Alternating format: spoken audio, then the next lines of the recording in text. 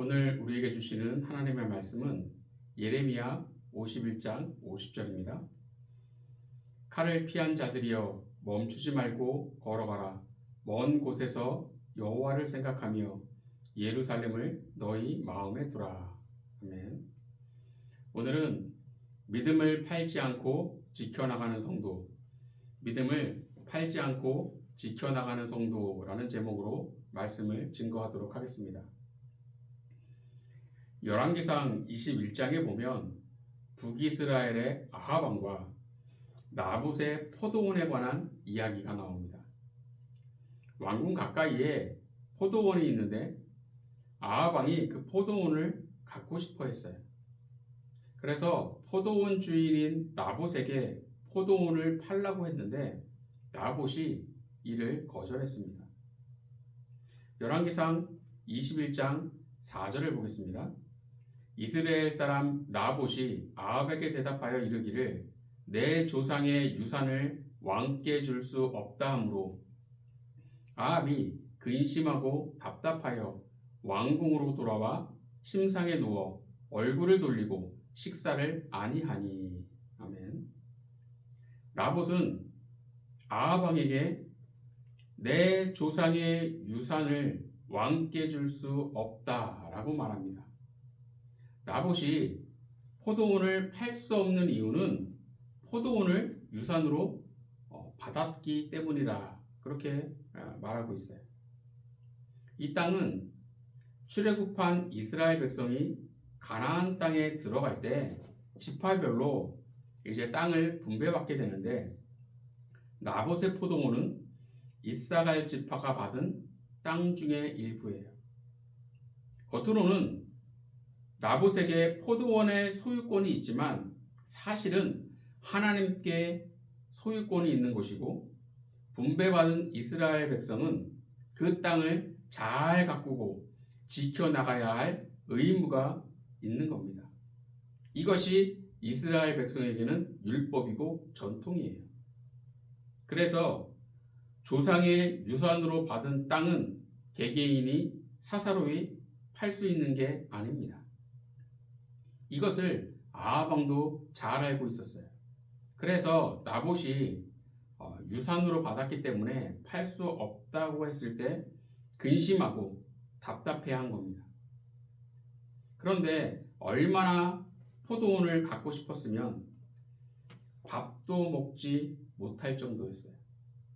이것을 보다 못한 왕비인 이세벨이 나봇에게 누명을 씌워 그를 죽였습니다. 그러자 아합 왕은 이렇게 행동을 해요. 열왕기상 21장 16절을 함께 봅니다. 아합은 나봇이 죽었다 함을 듣고 곧 일어나 이스라엘 사람 나봇의 포도원을 차지하러 그리로 내려갔더니. 아합은 나봇이 죽었다는 말을 듣자마자 기다렸다는 듯이 곧 일어나 나봇의 포도원으로 달려갔어요. 즉 아합은 이세벨이 나봇을 죽였다는 것을 알았습니다. 그러나 아합 왕은 나봇이 억울하게 죽었다는 것에 대해서는 전혀 관심이 없고 이제 포도원을 갖게 되었다는 것에 기뻐했어요. 이것에 대해 성경은 이렇게 말씀하고 있습니다. 열왕기상 21장 20절을 보겠습니다. 내가 내 자신을 팔아 여호와 보시기에 악을 행하였으므로. 하나님께서는 엘리야 선지자를 통해 아합 왕에게 너가 너 자신을 팔았다 라고 말씀하셨어요. 욕심에 눈이 멀어 악한 마귀에게 자신을 팔아넘겼다라는 겁니다. 그런데 이런 아합 왕의 모습이 과연 아합에게만 있는 걸까요? 아닙니다. 우리에게도 아합 왕처럼 자신을 팔아넘기는 모습들이 있다라는 거죠. 돈 때문에 양심을 팔고 좀 더 편하고 싶어서 남들에게 인정받고 싶어서 순간의 욕심을 채우고 싶어서 믿음을 파는 모습들이 있다는 거예요. 그럼 우리는 아합 왕과는 다른 길을 가야 합니다. 그렇다면 우리는 아합 왕과는 다르게 믿음을 팔지 않고 지켜나가기 위해서는 어떻게 해야 할까요? 첫째로 천국을 마음에 두어야 합니다. 어떤 목사님이 택시를 탔는데 택시 기사님의 기분이 좋지 않아 보였어요. 그래서 목사님이 아침부터 안 좋은 일이 있으신가 봐요? 라고 물었어요. 그러자 기사님이 이렇게 답했습니다. 글쎄, 오늘 첫 손님이 여자였지 뭡니까? 거기다가 안경까지 썼어요. 예전에는 택시에 첫 손님으로 여자를 태우면 재수가 없다라는 속설이 있었고, 식당에서도 첫 손님으로 여자가 오면 재수 없다는 말들을 하곤 했습니다. 그런데 그런 속설은 이미 오래전에 사라진 줄 알았는데 여전히 그런 속설을 믿는 사람이 있다는 사실에 목사님은 깜짝 놀랐어요. 그래서 목사님은 택시기사님에게 이렇게 말했습니다. 오늘 기사님 대박 나시겠는데요. 옛날에는 그랬다고 하지만 요즘에는 시대가 바뀌어서 오히려 안경 낀 여자 손님을 태우면 재수가 좋다고 하던데요. 그러자 기사님의 표정이 좋아지면서 정말로 그렇게 바뀌었나요? 라고 물었고 목사님은 정말이라니까요. 오늘 하루 두고 보세요. 분명히 좋은 일만 생길 테니까. 그렇게 말했어요. 물론 목사님이 지어낸 말이었지만 어쨌든 기사님은 계속 싱글벙글 웃으면서 목적지까지 갔습니다. 목사님이 택시비를 내고 차에서 내리는데 그 기사님이 이렇게 말했어요. 정말로 그런가 봐요. 여기까지 이렇게 신호 잘 받으면서 온 건 처음입니다. 기사님은 목사님의 말대로 첫 손님으로 여자 손님을 태워서 좋은 일이 생긴 거라 믿게 됐어요. 처음엔 그렇지 않았는데 마음에 긍정적인 것을 두게 되자 단순하고 사소한 것조차 운이 좋다고 여기게 됐습니다. 이렇게 사람은 마음에 무엇을 두느냐에 따라 생각이 달라지고 말이 달라집니다. 이것은 신앙도 마찬가지예요. 천국을 마음에 두느냐 아니냐에 따라 삶이 달라지는 겁니다. 오늘 본문 50절을 보겠습니다. 칼을 피한 자들이여 멈추지 말고 걸어가라. 먼 곳에서 여호와를 생각하며 예루살렘을 너희 마음에 두라. 이 말씀은 예레미야 선지자가 바벨론에서 생활하고 있는 유대인들에게 한 말씀입니다. 지금 바벨론에서 생활하는 유대인들은 바벨론에 의해 남유다가 망하면서 잡혀온 포로들의 후손이에요. 유대인들이 바벨론에 포로로 잡혀온 지 70년이 되었습니다. 처음에는 포로로 잡혀와 온갖 고생을 했지만 70년이라는 세월이 흐르면서 포로로 끌려온 사람들은 거의 다 죽고 바벨론에서 나고 자란 유대인들이 이제 바벨론에서 어느 정도 자리를 잡았어요. 그런데 그렇게 강력했던 바벨론이 페르시아에 의해 망하게 됐습니다. 본문에 보면 칼을 피한 자들이여 라고 말씀하고 있어요. 이것은 바벨론에서 자리 잡고 생활하던 유대인들 중 바벨론이 페르시아에 의해 멸망당하는 과정에서 죽지 않고 목숨을 건진 자들을 말합니다. 예레미야 선지자는 이들을 향해 멈추지 말고 걸어가라 라고 말합니다. 이것은 바벨론에 미련을 두지 말라는 거예요. 이미 이들은 바벨론에 뿌리를 내렸고 어느 정도 자리를 잡았습니다. 그러나 너희들이 있어야 할 곳은 바벨론이 아니다라는 거예요. 이곳은 멸망의 자리니까 미련을 두지 말고 너희들이 있어야 할 자리로 걸어가라는 겁니다. 그럼 유대인들이 있어야 할 곳은 어디일까요? 본문에 보면 예루살렘을 너희 마음에 두라 라고 말씀하고 있습니다. 유대인들이 있어야 할 곳, 마음에 두고 있어야 할 곳은 하나님이 계시고 성전이 있는 예루살렘이라는 거예요. 이 예루살렘은 신앙적으로 천국을 상징합니다. 즉 우리가 있어야 할 곳, 마음에 두고 있어야 할 곳은 천국이라는 거예요. 그런데 오늘날 그리스도인들은 천국을 마음에 두지 않는 그러한 모습들이 많습니다. 어느 정도 성공도 이루고 자리도 잡은 바벨론과 같은 이 세상에 미련을 갖고 있다는 거죠. 종종 살인, 사기, 성폭행 등등 정말 나쁜 짓을 해서 세상을 놀라게 하는 뉴스가 보도되곤 합니다. 그런데 이런 나쁜 짓으로 세상을 놀라게 하는 자들 중에 기독교인들이 제법 많아요. 어떻게 기독교인이면서 믿음을 팔아넘기고 저런 짓을 할 수 있나 생각해 보면 천국을 마음에 두고 있지 않기 때문입니다. 천국을 마음에 두지 않으니까 믿음을 팔아넘기고 이 세상이 전부인 양 나쁜 짓을 하는 거죠. 만약 천국을 마음에 두고 있다면 어떻게 살인, 사기, 성폭행과 같은 그런 짓들을 할 수 있겠습니까?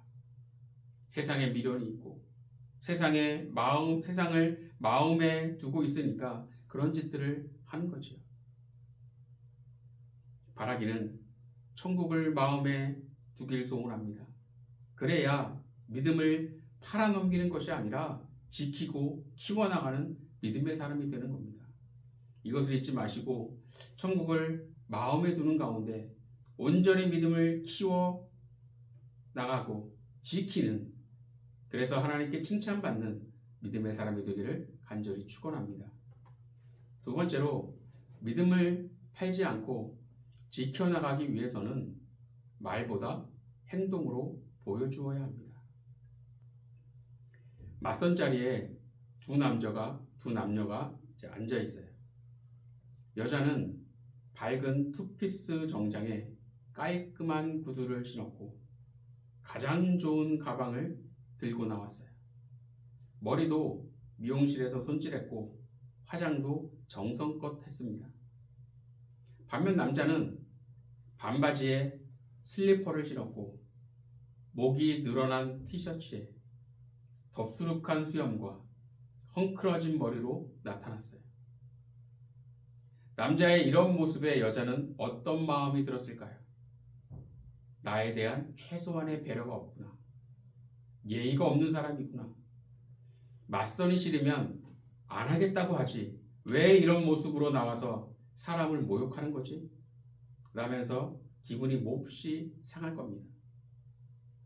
굳이 말하지 않아도 그 사람의 행동을 보면 어떤 마음을 갖고 있는지 알 수 있어요.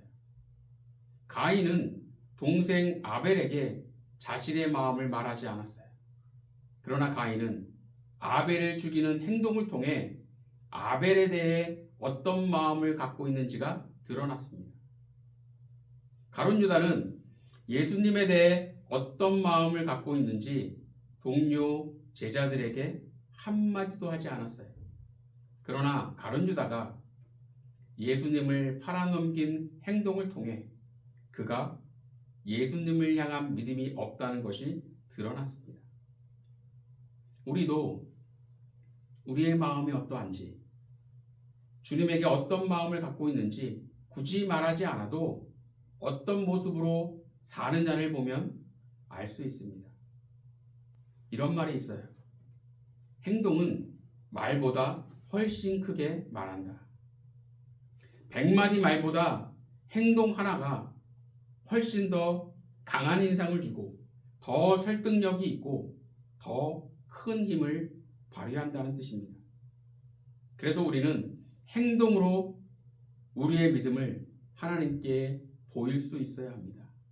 그래야 믿음을 팔지 않고 지켜나갈 수 있는 힘이 생기는 거예요.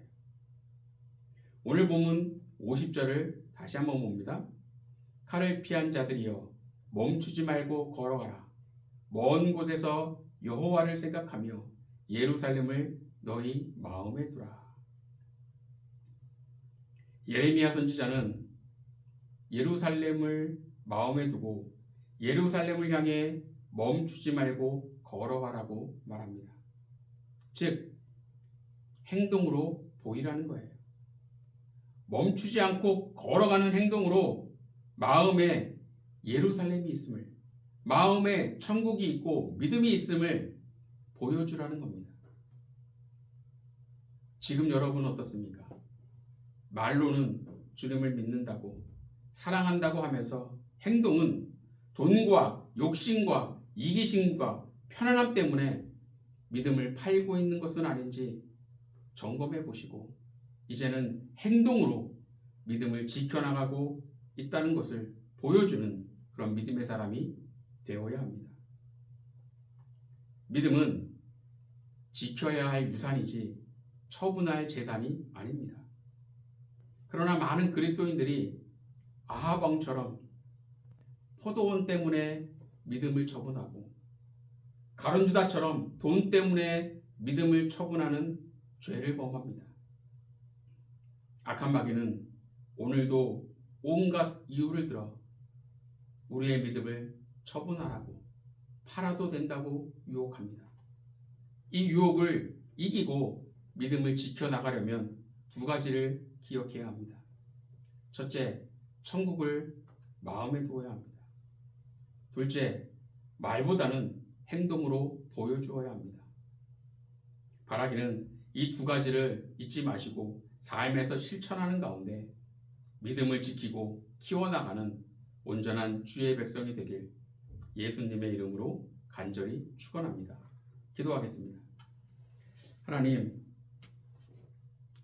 우리의 연약함과 부족함 때문에 여러 가지 이유를 들어 우리의 믿음을 팔고 믿음을 제대로 지켜나가지 못하는 우리의 연약한 모습들이 있음을 고백합니다. 주님, 저희들을 불쌍히 여겨주시고 긍휼히 여겨주시사 붙잡아 주셔서 저희들 믿음을 팔지 않고 온전히 지켜나가는 하나님의 백성 될 수 있도록 인도하여 주시옵소서. 천국을 마음에 두길 원합니다. 말보다는 행동으로 보여주길 원합니다. 이러한 모습들을 통해 우리의 믿음을 온전히 지켜나가는 하나님의 백성 될 수 있도록 인도하여 주시옵소서. 모든 것 주님을 의지하오며 예수님 이름으로 기도드리옵나이다. 아멘.